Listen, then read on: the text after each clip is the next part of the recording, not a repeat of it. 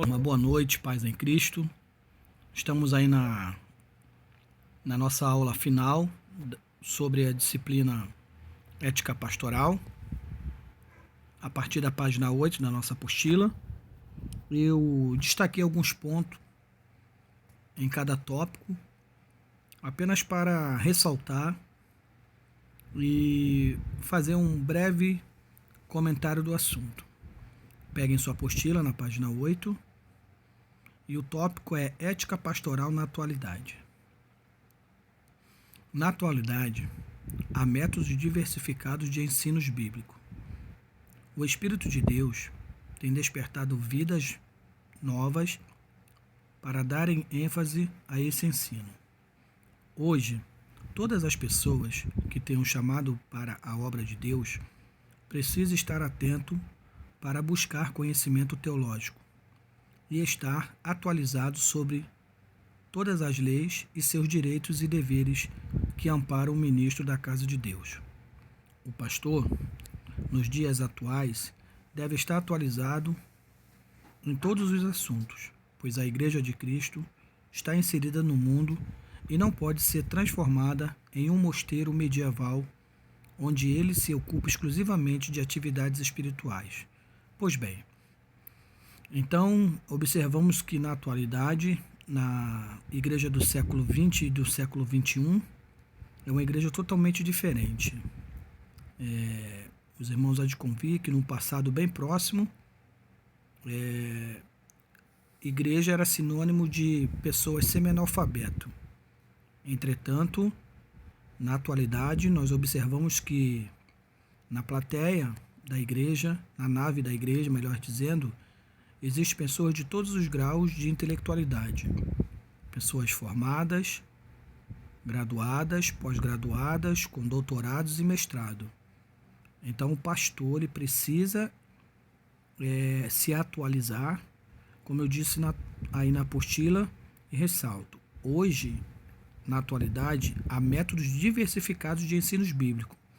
Então o pastor ele precisa estar atualizado para que a igreja, enquanto um grupo social numa sociedade, ela venha caminhar juntamente com os parâmetros bíblicos e que a ética ela possa estar em cada ensino, em cada método aplicado na comunidade. No próximo slide, ainda na página 8, nós temos aí o tópico chamado A Importância da Ética Pastoral na Atualidade. O pastor é um ser vocacionado por Deus e recebeu dons espirituais a fim de produzir maturidade e a perfeição da igreja. É um homem que busca cumprir a vontade de Deus e, por este motivo, precisa buscar todos os meios para cada dia ter mais instruções, competência, autonomia e dedicação. A este respeito, afirma-se que a própria palavra de Deus é o código de conduta e ética para aquele que anuncia o evangelho da salvação. Há uma necessidade urgente de se confeccionar um código de ética pastoral que responda às expectativas de todas as realidades locais. Pois bem, então observamos aí que o pastor vocacionado ele deve produzir maturidade e perfeição. E para isso ele precisa buscar os meios necessários para que ele possa adquirir instrução, competência, autonomia e, consequentemente, dedicação. E através daí ele precisa elaborar um código de conduta ética que deve estar respaldado na Bíblia Sagrada para que ele possa conduzir esta comunidade a qual ele lidera.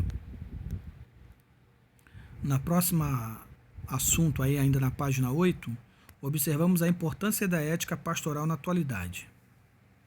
Em resumo, a vocação, como chamado de Deus, é o elemento essencial responsável por evitar que o conceito de pastor profissional seja desvirtuado e se transforme em uma busca por sucesso pessoal.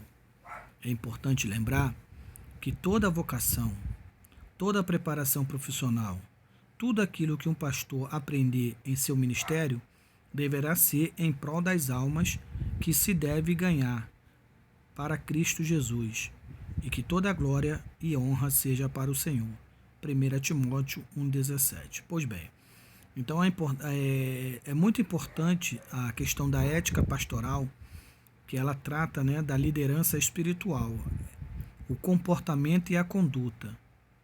Então, observamos que o elemento predominante é a vocação, né? Porque senão ele não irá levar o seu chamado para o âmbito sacerdotal, e sim para o âmbito profissional. E ao invés de buscar as almas, irá buscar o sucesso pessoal. Então é de suma importância o pastor, o líder, conhecer a ética pastoral e os pensamentos que existem contrário. Nós colocamos na primeira aula, lá atrás, eu lembro-me, na aula introdutória, os tipos de abordagem éticas que estão envolvendo a sociedade de hoje. E nós temos que refutá-las, porque elas estão baseadas em filosofias humanas. Mas a ética pastoral, ela está fundamentada na palavra de Deus. Aí nós passamos para a página 9 em diante, vamos tratar de ética e pós-modernidade. Mas antes, eu gostaria de fazer a pergunta: o que é pós-modernidade? Dentre várias definições, dentre várias respostas, nós encontramos esta resposta. Pós-modernidade é o estado ou condição de ser pós-moderno, depois ou em reação àquilo que é moderno, como na arte pós-moderna. A modernidade é definida como um período ou condição largamente identificado com a Revolução Industrial, a crença no progresso e nos ideais do iluminismo. Pois bem, então antes de nós falarmos de ética na pós-modernidade, nós observamos uma definição breve da palavra pós-modernidade para que nós possamos historicamente nos se situarmos dentro do cenário da pós-modernidade. Continuando na página 9 ainda, falando de pós-modernidade, eu quero destacar aí esse ponto. Não é difícil perceber que no contexto pós-moderno, a ética cristã é desafiada a justificar sua razão de ser.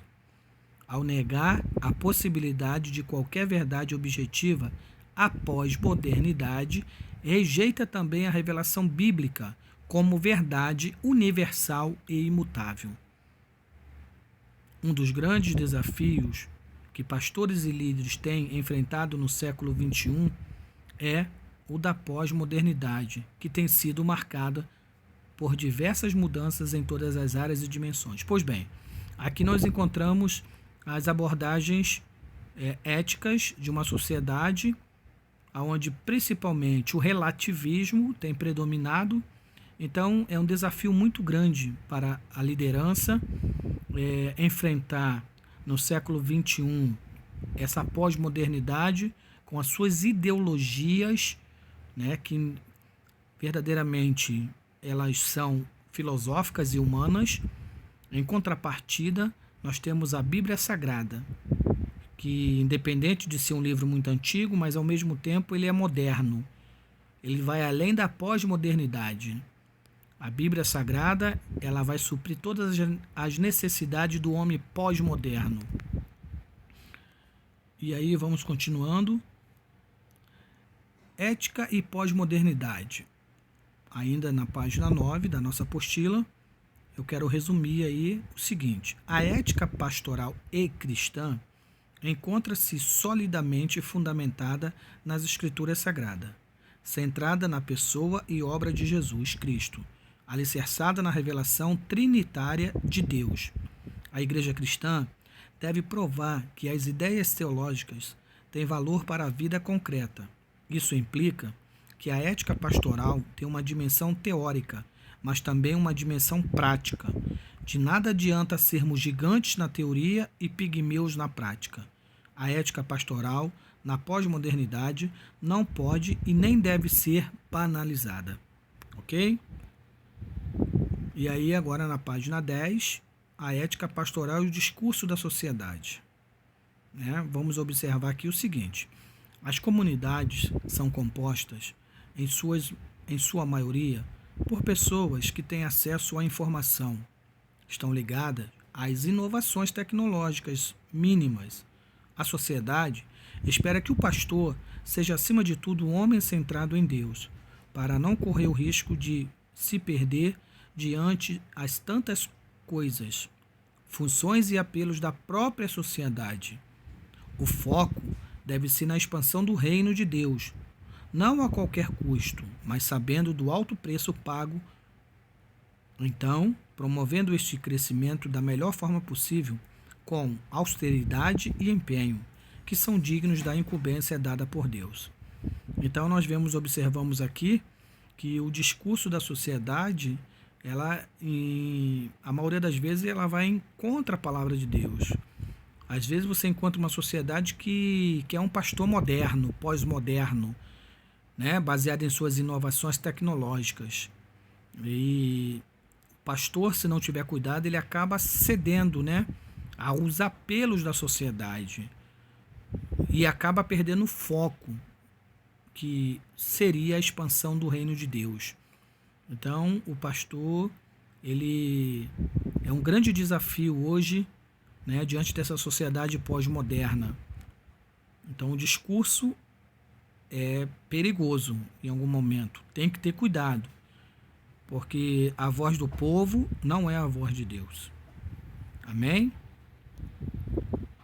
E aí, continuando na página de número 10, temos o tópico aí: pastores vocacionados ou profissionais de púlpito. O pastor vocacionado não se torna um simples administrador de igreja, ou ainda apenas um pregador em dias de estudos bíblicos, ou nos domingos, ministrando aulas bíblicas e pregando em cultos. A sua maior preocupação é com a vida espiritual das ovelhas. Portanto, ele não pode permitir e nem dar abertura às vãs doutrinas, a cultos e louvores que a Bíblia não aprova. Seu parâmetro é sempre Deus e o que ele requer como culto, louvor e como adoração. Então, nós não somos profissionais de púlpito, né? Nós deveremos levantar a bandeira da nossa vocação, né? Não ceder aos apelos da sociedade moderna. Tem que realmente peneirar tudo aquilo que for necessário, porque o culto tem que ser cristocêntrico, o louvor tem que ser cristocêntrico, né? Tudo deve ser voltado para o nosso Senhor e Salvador Jesus Cristo, né? O antropocentrismo, em algum momento, em algumas comunidades, tem predominado, e aquilo que é cristocêntrico às vezes fica em segundo plano. Então, nós, pastores, devemos estar atentos com relação aos nossos chamados, às nossas vocações, para que nós venhamos desempenhar um bom papel de administrador da obra dele. Não é nossa, ele apenas nos concedeu como concessão para administrarmos. E aí, continuando aí, para nós encerrarmos a nossa aula de hoje e o nosso estudo de ética pastoral, o último tópico, eu destaco aí 3 questões fundamentais. Uma pessoa vocacionada para o ministério pastoral ou missionário deve, em primeiro lugar, ter sua vocação reconhecida pela comunidade de fé. É a igreja que tem as melhores condições para discernir as marcas em alguém que se diz vocacionado, ok? Esse é o primeiro ponto a considerar com relação à vocação do pastor, do líder. Em segundo lugar, o Espírito do Senhor sinaliza de forma visível aquela pessoa que irá exercer algum ministério. Por isso, digo que que tal pessoa traz as marcas da vocação e tais marcas serão visíveis aos olhos da igreja.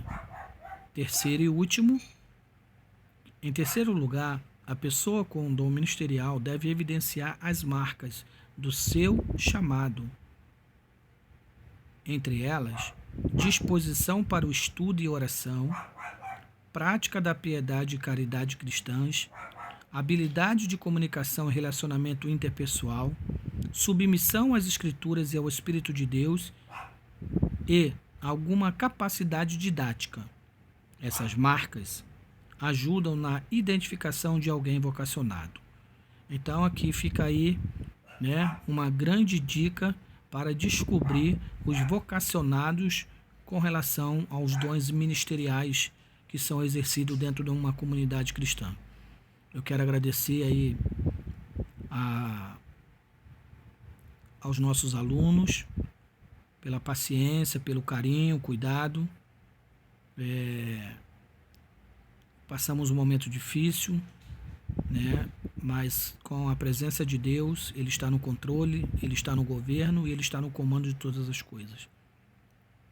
Deus abençoe os senhores, nunca desistam, continuem firmes, as aulas presenciais estarão voltando breve. Será um prazer nós estarmos pessoalmente lecionando juntamente com os amados. Deus abençoe suas vidas, seus ministérios. E eu quero agradecer de coração, tá? Que Deus abençoe os senhores. Desculpe pelas minhas falhas, se houve algum erro da minha parte.